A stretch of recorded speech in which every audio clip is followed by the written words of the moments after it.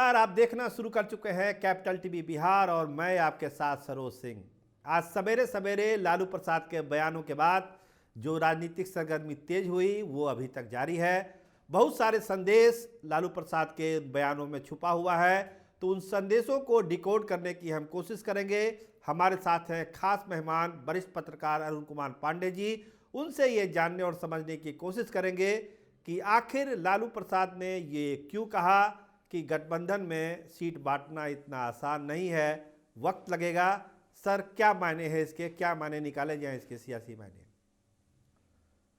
देखिए, आज लालू प्रसाद ने मीडिया से मुखातिब होकर संक्षिप्त ही सही, लेकिन जो बातें कही है वो सबसे पहले तो अपने सहयोगी दल नीतीश कुमार की पार्टी जो जदयू है या नीतीश कुमार की जो इसी मुद्दे को लेकर नाराजगी उनकी कांग्रेस है जी कि फर्स्ट मीटिंग के बाद जदयू चाहता है कि जल्दी से जल्दी सीट शेयरिंग का पहले तय हो जाए। जी और आपने देखा कि हर मीटिंग में नीतीश कुमार और उनकी पार्टी की ओर से तो रोज बयान आते रहा कि सीट शेयरिंग नहीं होने से नुकसान हो रहा है। लेकिन नीतीश जी ने आज ये मांग करके जी वो एक तरह से कहिए कि जदयू की जो जल्दीबाजी है उसके इस मांग को खारिज कर दी। आपने भी, मैं सुना है, आपने भी इसको इसी रूप में देखा कि जदयू की ये मांग खारिज हो गई। और जी आपसे चर्चा में मैंने कहा था कि जदयू की जो थी कि नीतीश कुमार को पीएम का चेहरा बना जाए, वो जी मुराद पूरी नहीं हुई। जी जी तो अभी तो एक तरह से जो आज लालू जी ने जो बात हल्के ढंग से कही लेकिन बहुत सीरियस बात कही है। नीतीश कुमार की नाराजगी पर उन्होंने भी कह दिया, एक तरह से कहिए उसको बहुत हल्के ढंग से लिया उन्होंने जी उसको कि अरे ये सब तो होता रहता है। तो कुल मिलाजुलाकर आज जो लालू प्रसाद की टिप्पणी आई है महागठबंधन में जो सीट को बंटवारा को लेकर के, तो अभी तो ये है कि सीटों का खींचतान जो चल रही है।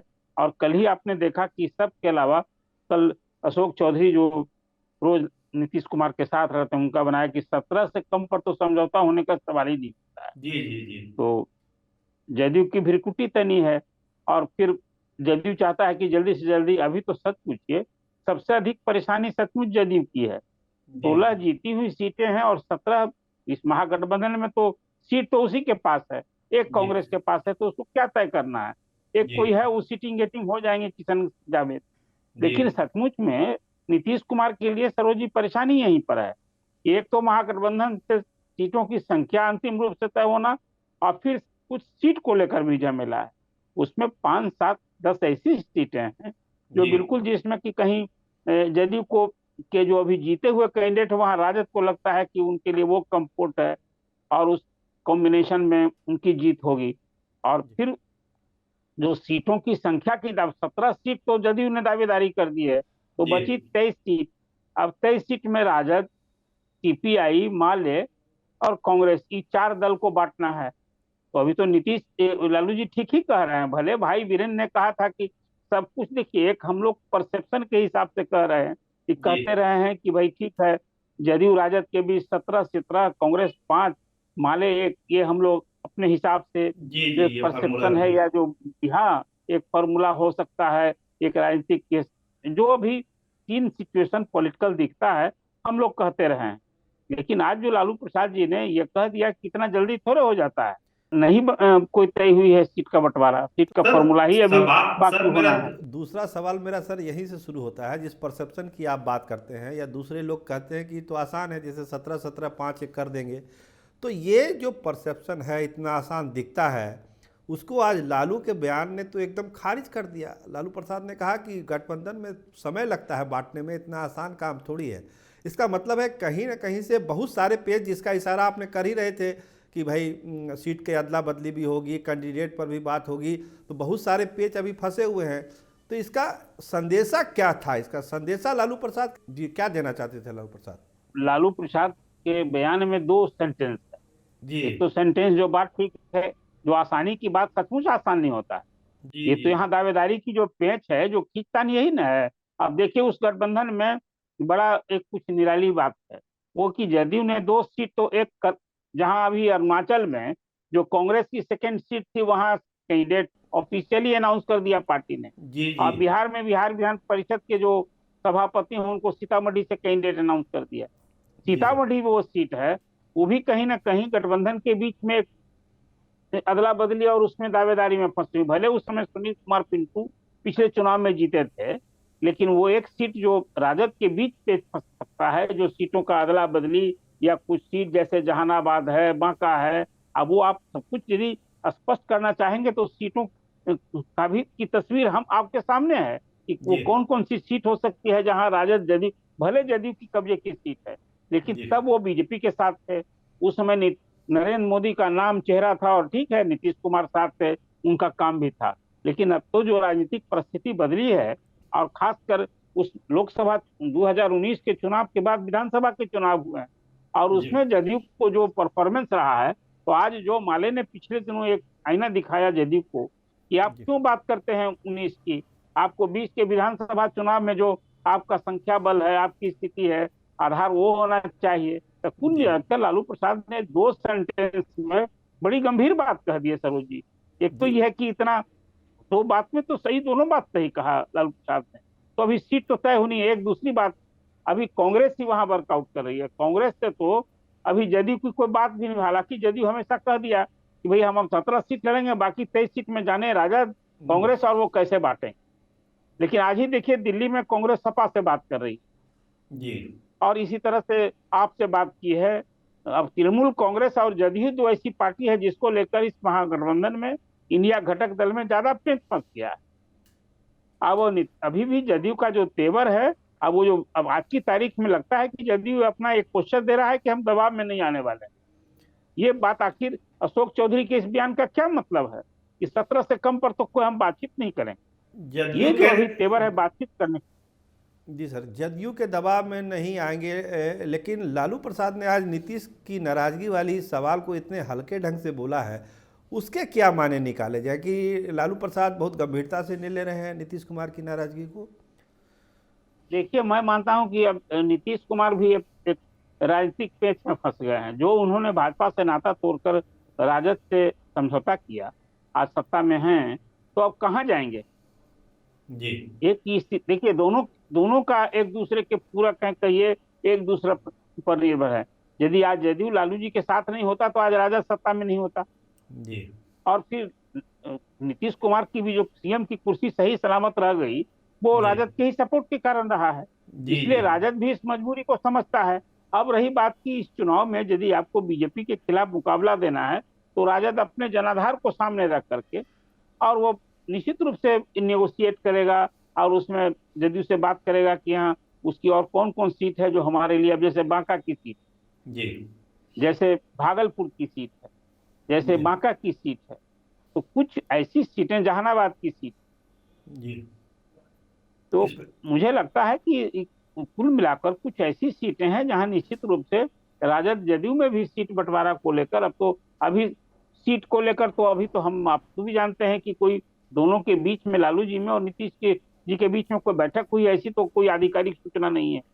जी जी नहीं, अभी नहीं हुई है जदयू सर। अपनी ओर से, हाँ, सर पिछले जदयू अपनी ओर, हाँ। जी सर, अब थोड़ा सा सीट शेयरिंग और इस नीति से हम लोग बाहर निकलते हैं। पिछले बार की चर्चा आपसे हुई थी, आपने एक बहुत ही सटीक बात कही थी कि जो बहाली हो रही है, जिसको राजद अपना स्वर्णिम काल बता रहा है, उसको लेके आज सोशल मीडिया पर बहुत सारे ट्वीट चल रहे हैं।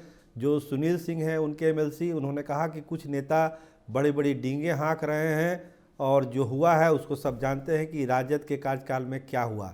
दूसरी तरफ जो प्रवक्ता हैं जेडीयू के, वो कहते हैं कि आग लगवाना अब फिर एक्टिव हो चुका है। तो ये जो सोशल मीडिया में जो लड़ाई चल रही है, ये क्यों हो रही है, इसके क्या माने हैं? ये सोशल मीडिया में तो लड़ाई, सोशल मीडिया इसको न्यूज की सुर्खी बना रहा है। बयान तो नेताओं के हैं। जी जी आज यदि भाई वीरेंद्र ने कहा कि लालू जी सीएम, लालू जी के आशीर्वाद से नीतीश जी सीएम बने हैं, जी हम 79 विधायक के कारण बड़े भाई हैं, तो सोशल मीडिया या अखबारों ने इसको तो उनके बयान को उछाला है। जी आज नीतीश कुमार ने जो बातें कही जी उस जी शिक्षक के नियुक्ति वितरण समारोह में, उसके बाद राजद की ओर से आधिकारिक प्रेस कॉन्फ्रेंस में कहा गया, जी जी ये आपने कोई कहा भी था, सोशल मीडिया आपने में कहा भी, नहीं। जी हाँ, जी बिल्कुल। तो ये तो कहीं ना कहीं देखिए, दो पार्टियां अलग अलग हैं, जी और दोनों का एक कोई अवसर पर कहिए कि हम तो फिर का गठबंधन धर्म के खिलाफ जो बातें हो रही हैं, इसको गठबंधन में कहाँ उचित कहा जाएगा। अब जी नीतीश जी राजद के साथ हैं और उस सभा में बैठते हैं, और राजद के उन विफलताओं को बिना कुछ कहे हुए अपने कार्यकाल का जब वो आईना दिखाते हैं तो साथ में कहते हैं कि 2005 के पहले क्या था। क्या तो था। वहां तो जो साथ में तेजस्वी बैठे होते हैं तो वो तो जो उनका उनके माता पिताजी का जो कार्यकाल है स्वाभाविक रूप से वो तो नहीं कह सकते हैं कि स्वर्णिम काल। जब जी नीतीश जी बताते हैं कि उसके पहले क्या था और अब उसके बाद हमने तस्वीर बदली। लेकिन इस जी शिक्षक नियुक्ति को लेकर जो श्रेय लेने की होड़ हुई और जिस ढंग से जदयू की ओर से मुख्यमंत्री ने उसको एक तरह से कमतर किया, हालांकि ये नौकरी अभी भी मानता हूं कि नौकरी का एजेंडा तो राजद के साथ के आने के बाद ही नीतीश जी ने इसको बनाया है। और इस सरकार ने यदि शिक्षकों की नियुक्ति की है, 70 दिनों में यदि 2,17,000 शिक्षकों की नियुक्ति की है, श्रेय तो नीतीश कुमार को मिलेगा मुख्यमंत्री के रूप जी में। लेकिन ये तो राजद की सहभागिता रही है उनकी सत्ता में, तभी ये एजेंडा बना है, इसको तो इनकार नहीं किया जा सकता, ये सच्चाई है। लेकिन अभी होड़ जो लगी है जी कि कहीं ना कहीं ये पार्टी में कहीं कुछ मतभेद तो दिखता है, तभी तो जी ये बात हो रही है। जी जी सर और मेरा दूसरी बात, आप सुनील जी सर, हाँ सुनील बाबू वाली सुनील बात सिंह कर जो रहे पिछले हैं। हाँ, सुनील सिंह पिछले दिनों जो बयान जिस ढंग से देते रहे थे, नीतीश जी कुमार पर बिना नाम लिए सीधा हमला करते रहे। जी लेकिन जो कल का ट्वीट आया, क्या आया कि भाई तो अब उनको मनाही हो गई है। जी कहिए उस छोटा भी ट्वीट में व्यंग ही तंज था। जी अब वो जी सुनील सिंह जहां अपना अभी एक तरह से कहिए कि युद्ध विराम कर दिए हैं, और उसी दिन भाई वीरेंद्र ने लंबा चौड़ा कुछ बात कह दी, उसको क्या कहेंगे आप। ये तो कहीं ना कहीं राजद की भी एक स्ट्रेटजी हो सकती है कि जी भाई हम 79 विधायक वाले हैं, तो हम्म, हमको भी आप कम करके मत आंकिए। मत आगे सर मेरा हाँ, ये सहमत का खेल हो रहा है। जी मेरा अंतिम सवाल है इसी से जुड़ा हुआ कि इतने अगर मगर इतने कन्फ्लिक्ट के बावजूद अब महागठबंधन का रास्ता आपको किधर जाता हुआ दिख रहा है। अब ये महागठबंधन जा किस रास्ते पर रहा है। देखिए, तो अब नीतीश जी को तय करना है, कोई एक आदमी को तय करना है, नीतीश जी को। जो मैंने आपको शुरू में भी एक बात कही थी आपसे चर्चा में कि जी सब कुछ जो महागठबंधन की दिशा क्या होगी, ये नीतीश जी को तय करना है कि वो इस महागठबंधन के साथ हैं तो सब कुछ चलता रहेगा।